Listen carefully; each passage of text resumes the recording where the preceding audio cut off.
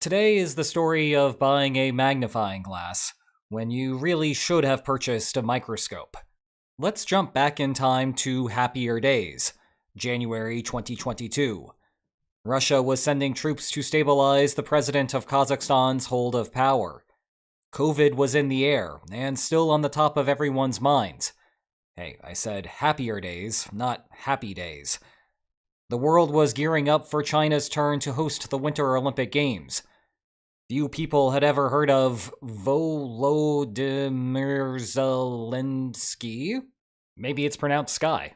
Meh, we'll never know. I was making simple, honest YouTube videos that garnered, checks notes, 2,500 viewers. Hey man, it wasn't much, but it was honest work. Oh, and while Russia was not busy in Kazakhstan, it was also amassing troops on the border with Ukraine. Although it seems hard to believe now with years of retrospect, at the time, there was broad consensus in the West that, should a war begin, it would be over quickly. Yes, the whole affair was still projected to turn into a disaster for Russia, and the Kremlin would be preoccupied for the next decade fighting an insurgency. But as far as the conventional war would go, the troops would be home by Easter. Well, that assessment was wrong. Within months, Russia had abandoned hopes to capture Kyiv. Indeed, years later, ground battles continue on Ukraine's eastern edge. Oh, and improbably, somehow also in Russia. Of course, Russian troops still have the advantage. But this is far from the end of the Ukrainian state that the West had anticipated. Now, if you spend way too much time following the war online, you may know that the miscalculation was the main topic of discussion over the last week or so. The trouble is that the framing of that topic has been poor. So, today, we are going to do it right. Methodologically, the first step in explaining the failure is to retroactively identify what factor, if properly appreciated, would have led to a correct assessment. That missing piece was corruption in the Russian military. Then we will discuss why policymakers in the West failed to comprehend the problem on the eve of war. The central lesson there is that sometimes structural problems just make perfect intelligence assessments impossible.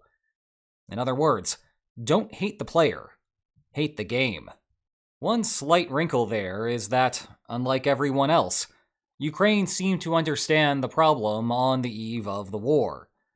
But again, the structure of the situation made it difficult for Ukraine to inform anyone who was in a position to help.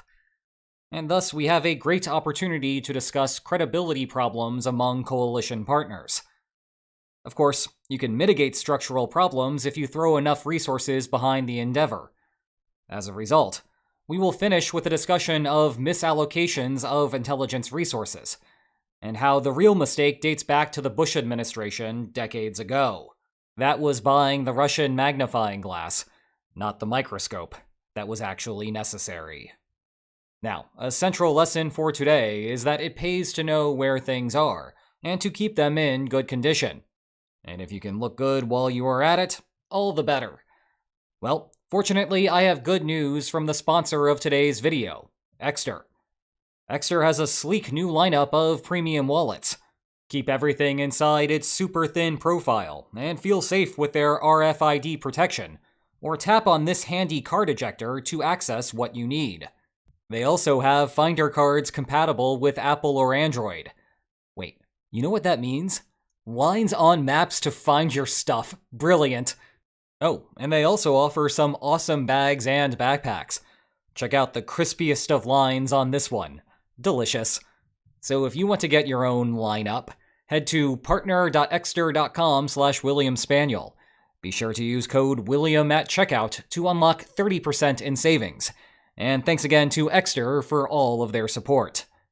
Alright, we begin with the central missing piece of the West's intelligence puzzle, Russian corruption. Now, I have discussed this at length in my most viewed video of all time, a lot more than 2,500 views. It is also a recurring topic in How Ukraine Survived, and my self-respecting academic alter ego even spun it off into a peer-reviewed article. So let's keep this simple. The West accurately identified that Russia had an enormous advantage on every tangible metric, from number of soldiers to the amount of available metal. And if numbers were the only metric that mattered, then the rest of the war would have been academic. Unfortunately for the Kremlin, and luckily for Kyiv, you also need a professional and competent fighting force to execute the war. And on that metric, Moscow's military had messed up miserably. You see, corruption had consumed the Russian armed forces from top to bottom. Take tanks and armored personnel vehicles as an example. They were a microcosm of Russia's more general issues. Even if you own thousands of them, you still need to get them to the battlefield. And once there, they need to survive first contact with the enemy. And therein lied the problem. Underpaid personnel recognized that they could siphon off fuel to make a quick ruble on the black market. Same goes with removing armored plating and selling it for scrap. Further up the supply chain, those tasked with placing the orders realized that it was cheaper to purchase knockoff Chinese tires and then pocket the difference. The result is that a seemingly endless convoy of vehicles rolled over the border from Belarus and into Ukraine. But they could not reach Kyiv, either running out of fuel on the way or getting picked off by Ukrainian ambushes. In sum, Russia's gigantic military had been hollowed out, both literally and figuratively. Now, Russia has made significant reforms over the course of the war, which is how the Kremlin has gone from watching its convoy get embarrassed in Kyiv to making steady progress along the Eastern Front. However, you can still see how corruption is limiting Russia's progress, say by how an ammo depot that, according to specifications, should not let a simple drone attack turn into a mushroom cloud, and yet somehow it became exactly that. Of course, other factors in the initial assessment were at play too. For example, Ukrainians have rallied behind a national identity. This guy went from Zelensky to Zelensky, proving himself to be a hardened wartime leader and not just a comedic actor. There was also a critical intelligence breakthrough that we will get to in a second, because it is a complicated one.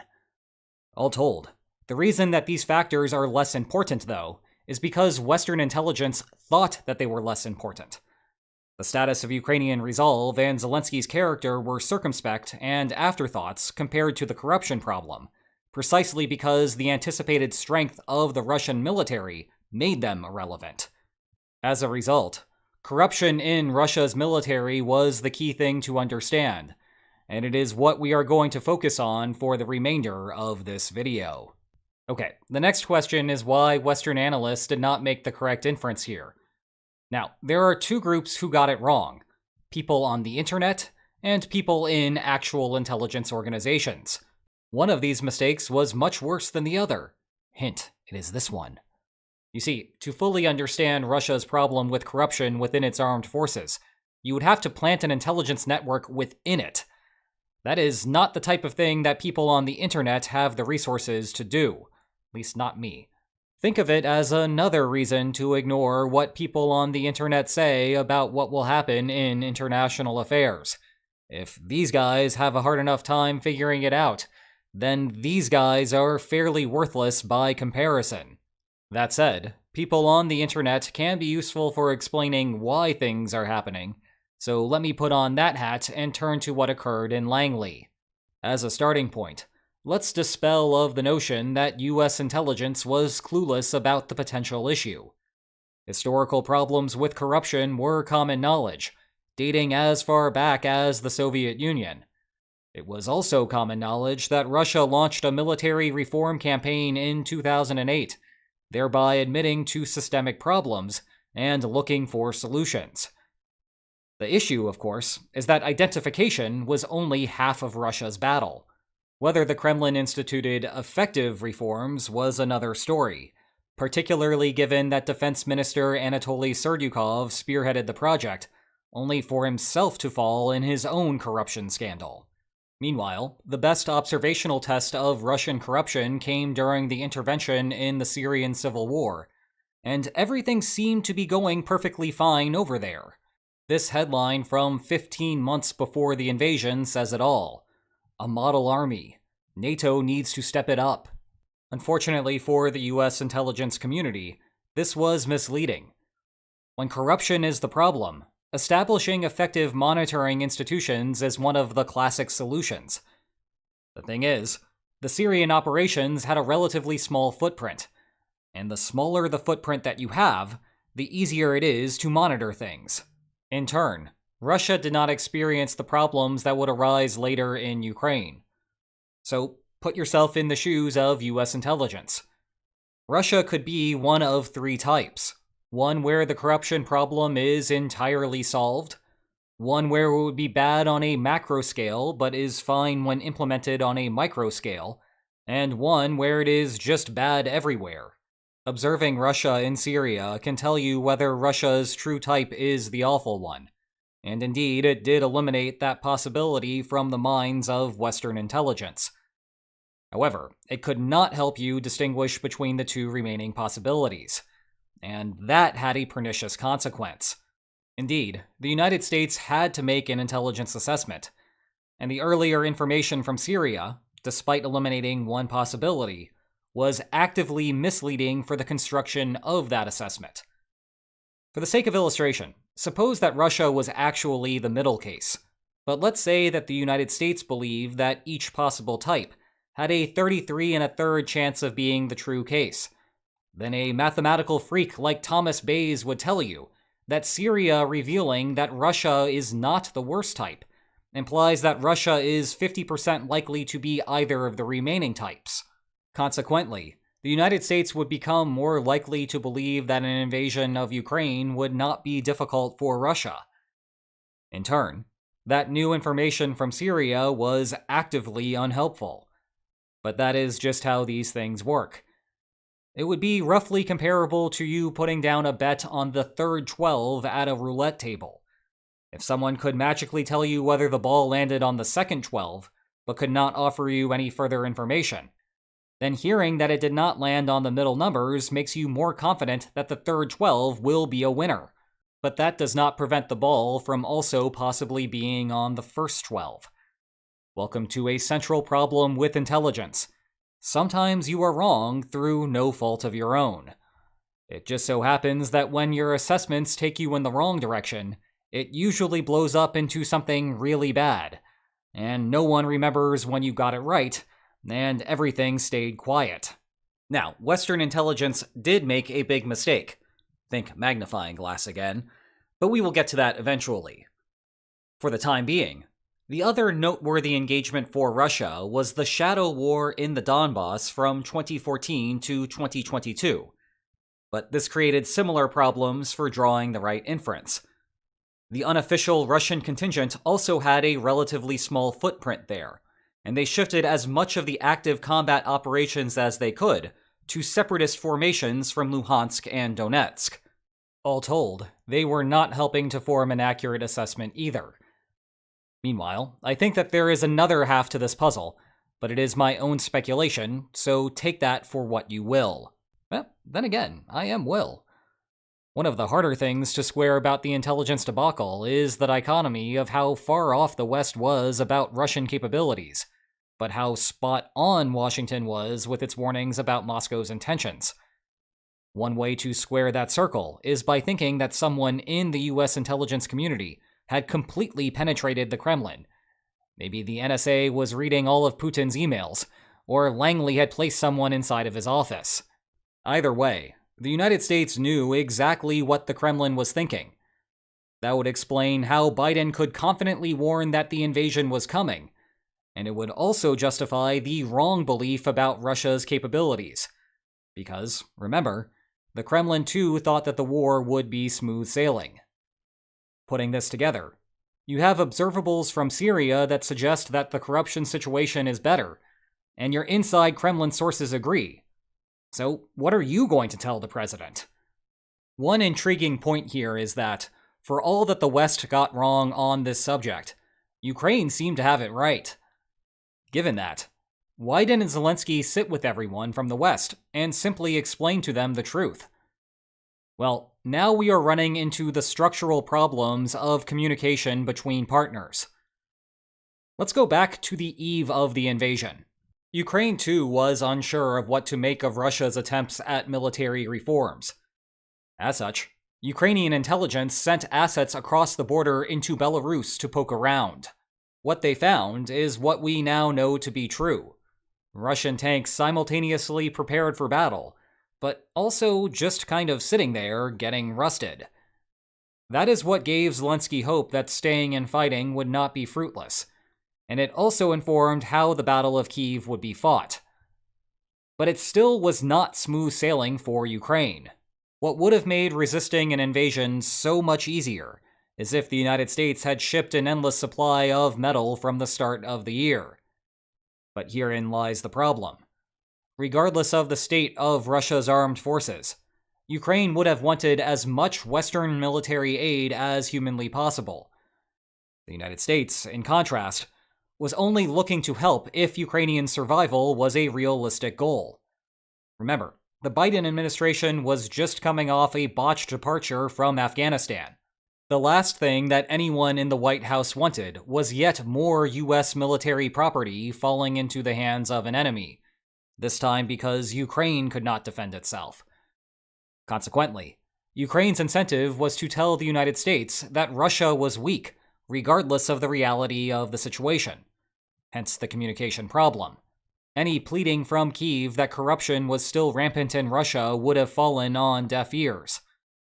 Meanwhile, trying to provide evidence in the form of reports about Russia's rotting army in Belarus would have also failed, simply because it is too easy to exaggerate such reports or hide all of the other reports that say the opposite. Then again, if you were asking yourself why US intelligence did not send its own team to verify what Ukraine had discovered, well, now you are asking the right question. That takes us to the real problem that doomed the enterprise: Washington developing the wrong priorities and not purchasing that microscope. You see, there was a quaint time when Moscow was close to the only thing that the United States cared about. But the Clinton administration moved away from that. And by September 2001, the idea that Russia was important at all was completely dispatched of. For 8 years, the Bush administration pushed human intelligence gathering and counterinsurgency efforts. In their defense, insurgency had been understudied and misunderstood for decades, so some of that was overdue. However, state-level stuff became irrelevant for a long period of time, and that was a clear miscalculation in retrospect. Slight tangent here. The US failure in assigning priorities somehow even made it over into the academic side of things. It became generally difficult for people in my position to obtain grant money to study anything other than insurgency. Russia? Forget about it. I remember once upon a time sending a manuscript about nuclear weapons to the American Political Science Review, which is the leading peer-reviewed political science research journal. A journal so powerful that its current issue can turn the moon red?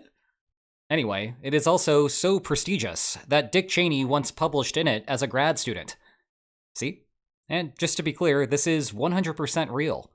Anyway, my paper got desk rejected by the editors under the logic that the topic was not of general interest to the discipline.